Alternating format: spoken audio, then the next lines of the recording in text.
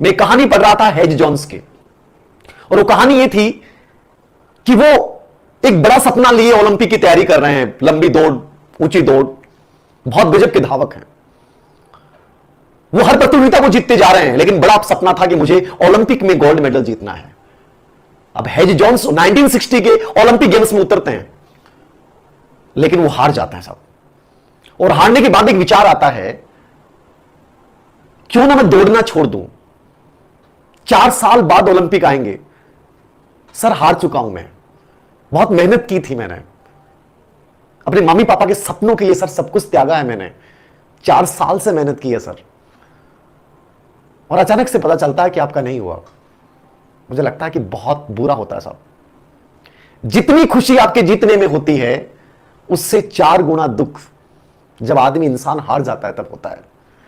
और उस समय कोई साथ नहीं खड़ा होता साहब, उस समय सबको बुरा लगता है। वो बच्चा अपने आप को भी बुरा मानने लग जाता है कि मैं ऐसा ही हूं, कि मेरे 131 नंबर आ गए, ओबीसी में हूं, लेकिन सर डीओबी की वजह से बाहर हो गया। क्या मेरा भाग्य खराब है? मेरी किस्मत इतनी खराब क्यों है सर? हेज जॉन्स को भी ऐसा ही लगा था कि 1960 में जब वो हारा, उसने कहा क्यों करूं मैं तैयारी, दौड़ना छोड़ दूंगा ना, आसान है ना दौड़ना, मैं क्यों दौड़ूं? जब मैंने इतनी मेहनत की और उसके बाद रिजल्ट नहीं आया, तो काहे की दौड़, मुझे नहीं दौड़ना, फेंक दो इस दौड़ को, निकाल दो जिंदगी से।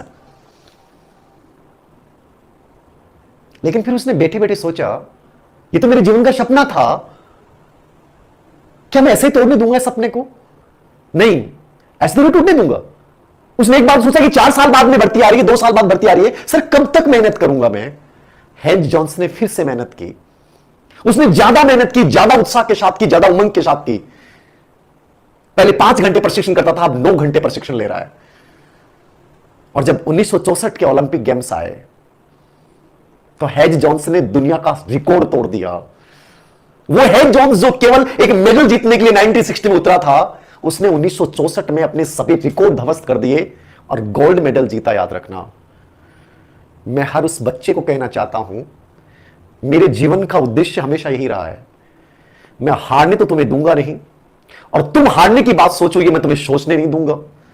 और मुझे इतना विश्वास है कि हेज जॉन्स ने 4 साल बाद फिर से गोल्ड मेडल जीता था। मुझे तुम पे विश्वास है, जो बच्चे नजदीक में आके हारे हैं, तुम गोल्ड जीतोगे, याद रखना।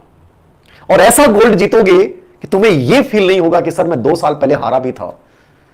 उस हार से बड़ी जीत होगी, याद रखना।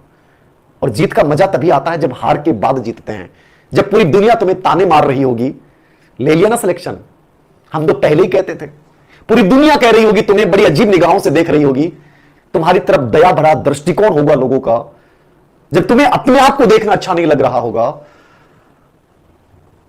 तुम बहुत गजब तरीके से जीतोगे, याद रखना। यह विश्वास हेज जॉन्स की कहानी का नहीं है, यह विश्वास तुम्हारे धीर सर का है। और यह विश्वास मेरी आंखों में झलकता है, कभी मिल लेना तुम, कि 2009 3rd ग्रेड में जब पहली जिंदगी की असफलता महसूस की थी, बहुत रोया था साहब, बहुत रोया था। बट कोई सर पे हाथ रखने वाला नहीं था जिसने कहा था कि नहीं तुम जीत जाओगे।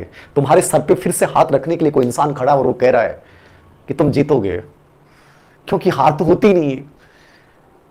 लोगों के लिए होता होगा कि नो, नो का मतलब नहीं है, लेकिन धीर सर तो कहते हैं कि जिंदगी चमत्कार है साहब, मैजिक है, और इस मैजिक में जितना जैसा सोचोगे वैसे बन जाओगे। मैं यहां नो मानता ही नहीं, मैं तो यहां ऑन मानता हूं। नो को उल्टा करेंगे साहब, ऑन है हम, चालू है सर, आज रात से चालू है। एक शब्द आता है टीम, एक शब्द आता है टीम। टीम का मतलब होता है हार जाना, अंदर से भर जाना, अपने अंदर की प्रभावकारिता का खत्म हो जाना, ये टीम होता है। टीम, टीम शब्द का मतलब है हार जाना, अंदर से उत्साह खत्म हो जाना। मैं कहता हूं कभी टीम को उल्टा करना, टीम का उल्टा होगा मीट, और मीट का मतलब है सर मुकाबले के लिए खड़ा हूं आज फिर से। एक बच्चे का मैसेज पढ़ रहा था मैं, मेरा एक स्टूडेंट भी था सौरभ, वो हर बार 1 नंबर से रह रहा है। आप कह दो कि सर उसकी किस्मत खराब है, 4 एग्जाम में 1 नंबर से रह गया। ये मैं एक सौरभ प्रासार का उदाहरण नहीं दे रहा हूं, मैं 1 साल बाद फिर से उदाहरण दूंगा तुम्हें कि मेरा स्टूडेंट सौरभ ने आज किसी एग्जाम को टॉप किया है। ये धीर सर बोल रहे हैं। मेरे पास एक बच्चे का मैसेज था अभी, बहुत अच्छा मैसेज था उसका। मैं आज जीतने वाले बच्चों की बाद में बात करूंगा। सर मेरा रिट में डीओबी के कारण नहीं हुआ, 131 नंबर है, ओबीसी से हूं। आज सब सुबह उठा तो हिम्मत नहीं थी सर, लेकिन आपका एक वीडियो देखा और उसी आत्मविश्वास के साथ फिर से खड़ा हो गया कि सोचा कि बड़े लोगों के साथ ऐसा होता है, और 100% बड़े लोगों के साथ ऐसा होता है। अभी थोड़े असफल होंगे, तभी तो आगे जाकर अपनी स्टोरी लोगों को सुनाएंगे। तुम्हारी स्टोरी एक कहानी कब बनेगी? कब बनेगी कहानी? जब तुम असफलता से सफलता का रास्ता तय करोगे, तभी तो सुनाओगे ना कि मेरे साथ ऐसा हुआ था, जब मैं हारा था तब लोगों ने कहा था कि जिंदगी में खत्म हो गया, लेकिन मैं फिर से खड़ा हुआ, मेरे अंदर से एक आवाज आई, खत्म नहीं हुआ है। कहानी की शुरुआत ही अभी से होती है। कहानी की शुरुआत ही अभी से होती है, याद रखना। आपने कपिल देव की मूवी देखी 1983। कपिल देव वर्ल्ड कप जीतते हैं।